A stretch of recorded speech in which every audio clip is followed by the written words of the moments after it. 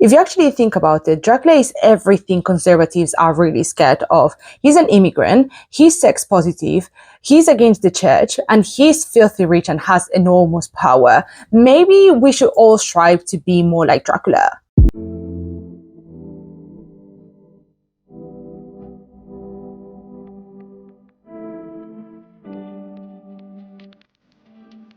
Welcome back, my gorgeous viewers and readers. I hope your weekend was filled with autumn-themed drinks and evil rats. And after a lot of waiting and a lot of patience, we can finally admit that summer is behind us and autumn is coming. The cold is coming, guys. We don't have to wait anymore. And honestly, all the goth and all the witchy girlies, we can just finally raise from our coffins and enjoy the season of the witch. And obviously, with the coming on of the cold or the witchy season, gothic horror has to make a comeback, obviously, more specifically in this channel, because we all love gothic horror, right? We love evil monsters, we love critique to society, more specifically Victorian society, and obviously we love to talk about taboos and society expectations. So obviously we're gonna start with what I would say is one of the most gothic horror themed books that I have ever read, and it's Dracula by Bram Stoker. I can't believe I have done a review of this book in this channel yet, taking into account that I have read this book multiple times, and also this is one of my favorite books. So without any further ado, let's start. The story follows Jonathan Harker, who is a newly qualified solicitor who is forced by his firm to travel to Romania in order to help one of the firm's oldest clients, which is Count Dracula. Count Dracula's interest is that he wants to buy a house near London, so they just ship him off. The firm just ships Jonathan off to help Count Dracula with his documentation and just to sort everything out for him. And during the trip to Dracula's castle, he finds that not only it is extremely difficult for him to get to Dracula's castle because it is quite far away, but also all the residents around the castle or around the area, they are not only extremely superstitious and religious, but also extremely fearful for Jonathan's life, but also they fear Dracula and also the castle. They don't want Jonathan to go there, and they are actively stopping him from going.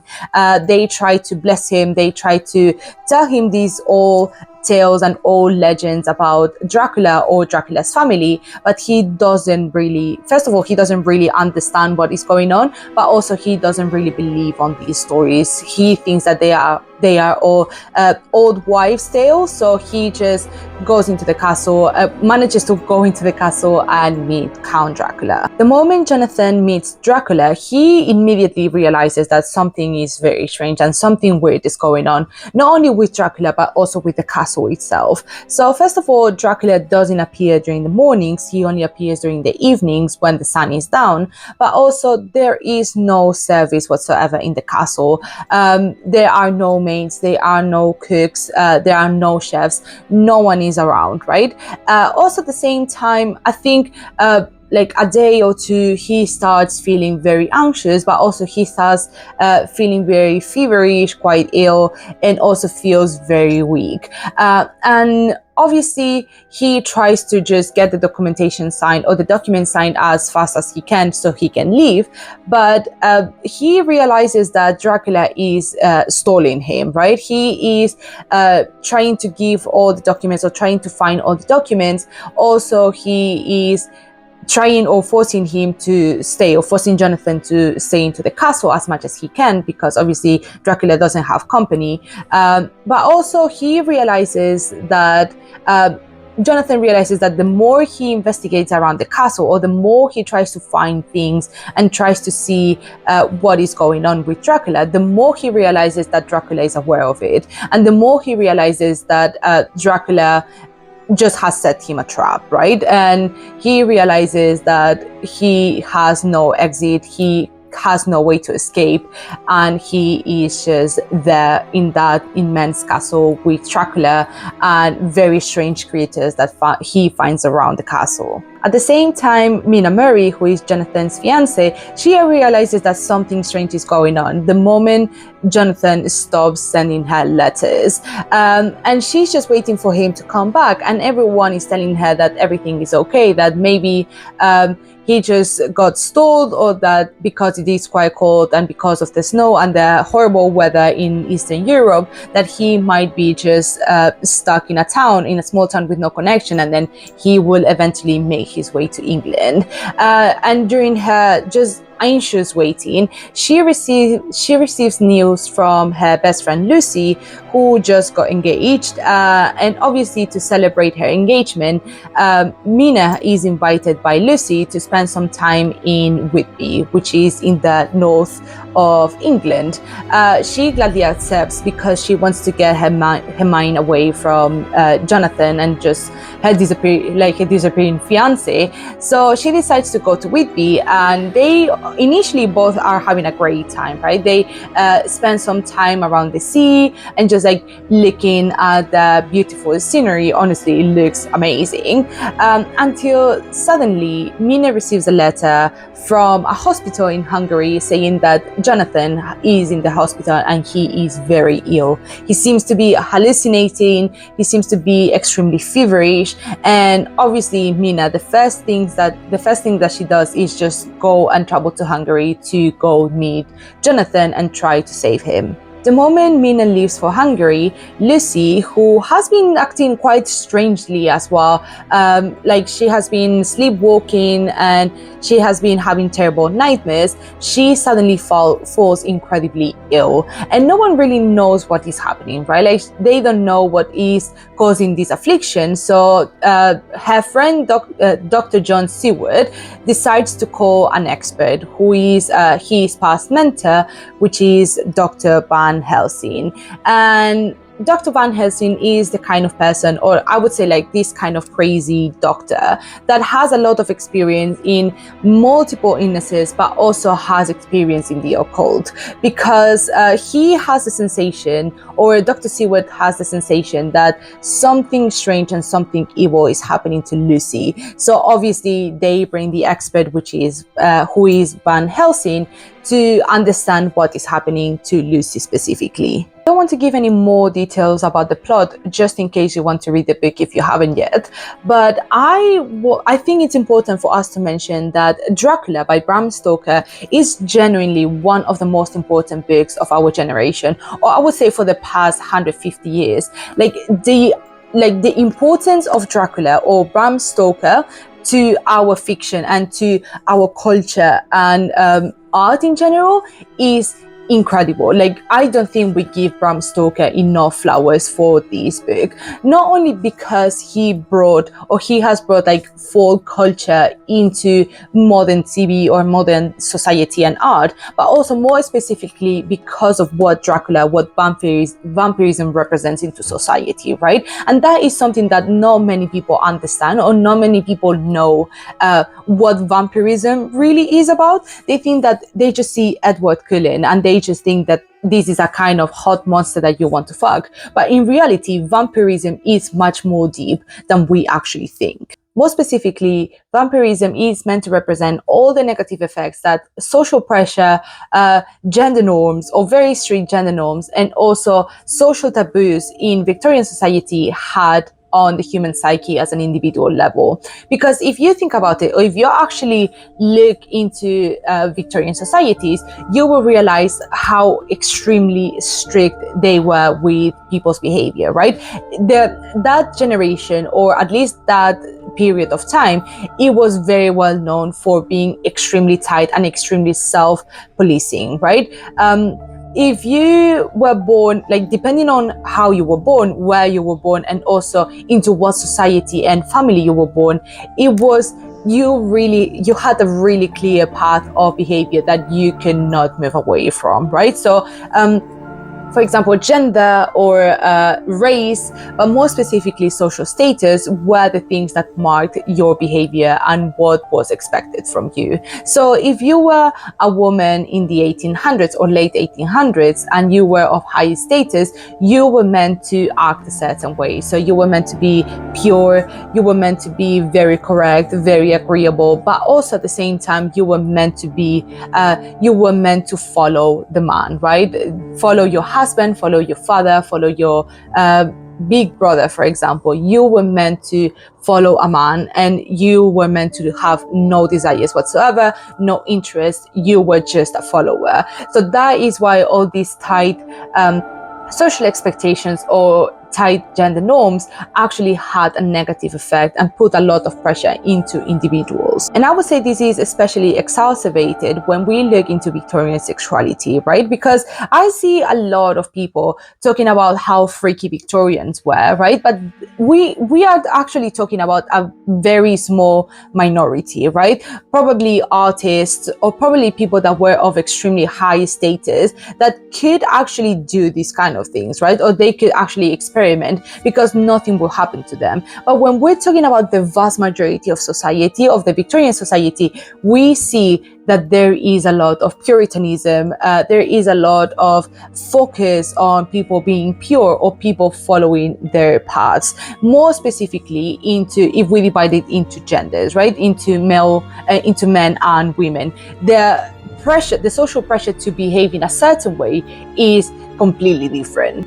Starting with the women, if we look into how Victorian society expected women to act when it comes to the expression of sexuality, we see that in the vast majority of cases, women are meant to be this sexless figure, right? They are meant to be pure and correct, not feel any sort of sexual desire whatsoever. They are not meant to feel empowered by sex, right? In this sense, I would say they are meant to be, or like the goal is for them to be either the figure of a mother, right, or the figure of a sex doll who just lays in bed and just endures and suffers all the sexual desires that men have, right? So we see a very clear lack of sexual freedom on women. Also a huge lack of sexual education and sexual knowledge, and also because of the enforcement of sexual masculinity, we see that women are meant to suffer. They are meant to endure all these sexual actions done to them, and they are meant to just stay quiet and not say no, because as a wife, their duty is just to perform for their husbands. When it comes to the men, we see that there is a huge enforcement of sexual masculinity, right? They are meant to be the dominant ones, not show weakness, either physical or emotional or psychological. They are meant to be the one that leads, right? Like they are not meant to desire partnerships or emotional support or empathy or mutual respect at the end of the day, right? And they also they need to have this sense of vigorous sexual desire, right?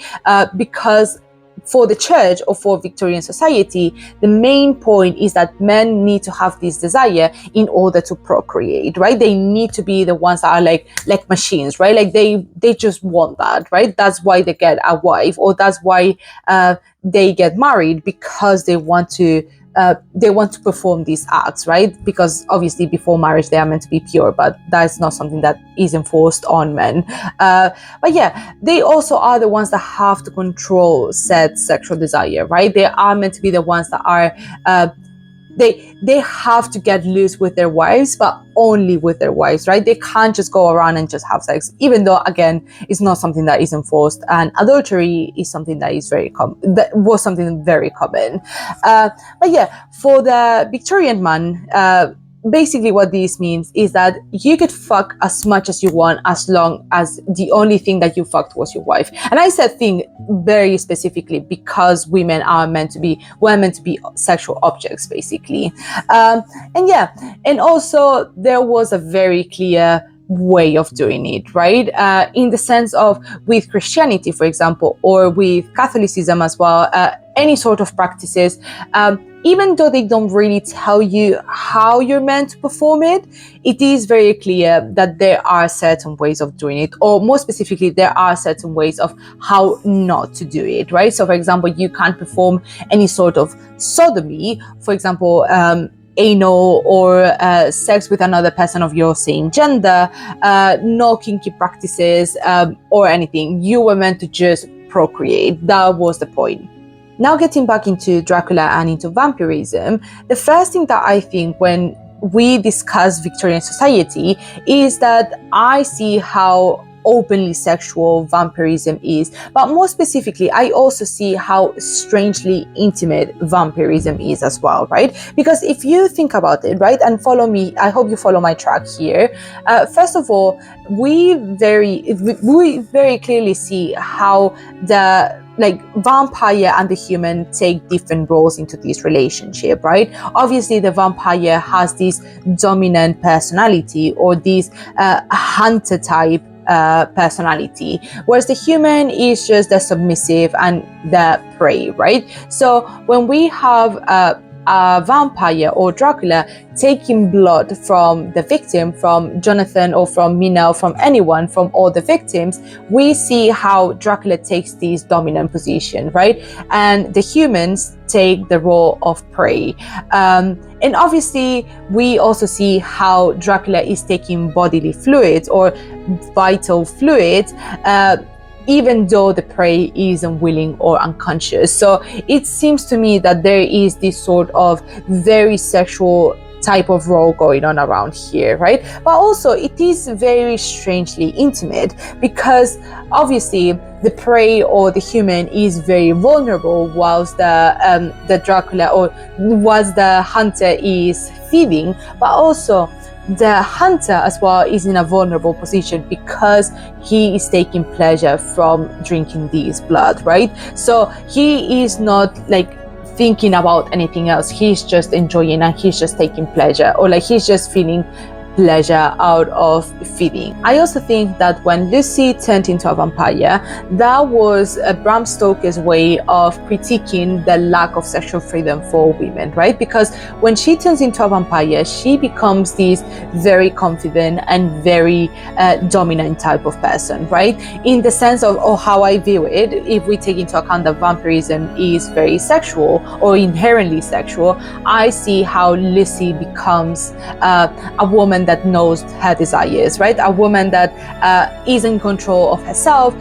She's independent. She doesn't depend on any man, but also she knows what she wants, right? Which is obviously these vital fluids. And that's why she becomes a demon. That's why she becomes a vampire, or something that they have to kill, because they realize that she is powerful now, that she is independent. So therefore they just have to kill her in order to not spread these evil ideas or these evil and these demons, right? And that is something that is so clear to me, or that is why I think that vampirism is just a representation of all the negative effects that all these very tight social pressure or these social taboos have in individuals, because we see it in Lucy, for example, but we also see it in all the humans that have been affected by Dracula.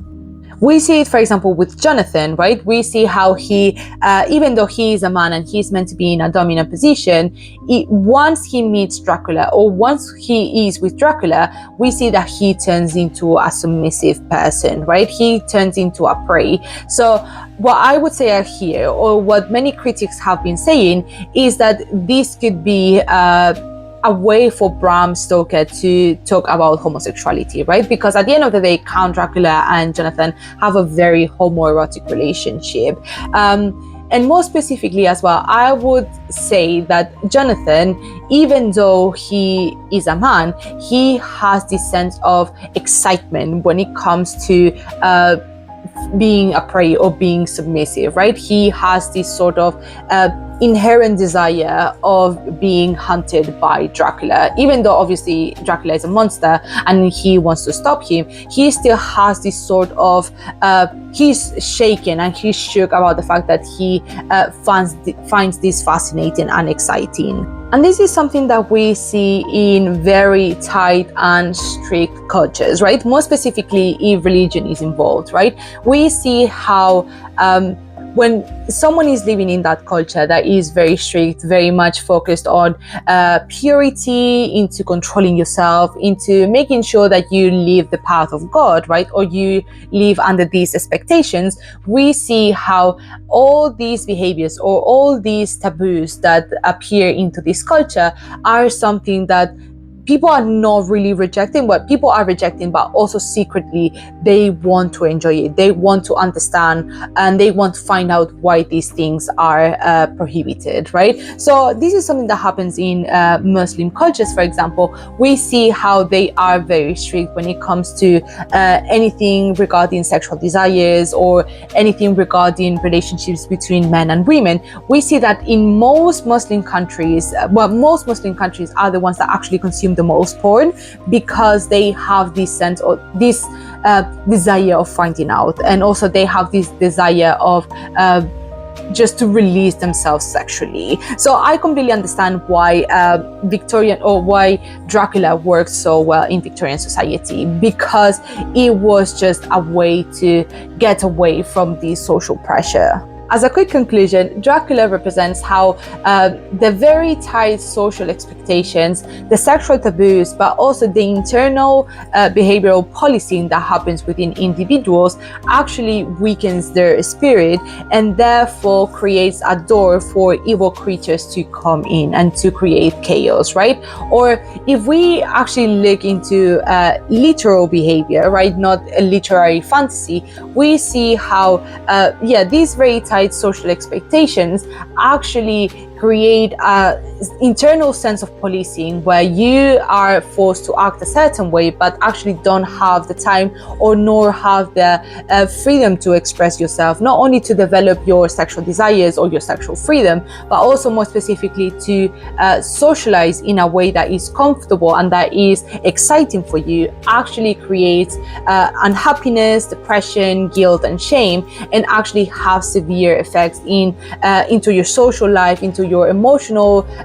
internal turmoil, and also as a relationship, family or friendship level. So in this sense, the fact that there is such a lack of freedom when it comes to individuals or individuals' behavior actually creates a negative effect in individuals, obviously, in set individuals, but also at a social bigger level. That's all for today, guys. Thank you so much for watching. I hope you enjoyed this video as much as I enjoyed making it. And if you have read Dracula, I would love to know your opinion about it, even if it's about, for example, vampirism and sexuality, or other critiques I have seen about the book, for example, racism. I would love to know your opinion. So please put it down in the comments, or you can follow me and then we can discuss further. And yeah, that's all for today, guys. If you have any other recommendations about vampires or vampirism in general, I would love to know as well. So put them in the comments as well. And yeah, I hope you have a great rest of your day or a great rest of your week, and I'll see you soon, guys. Bye.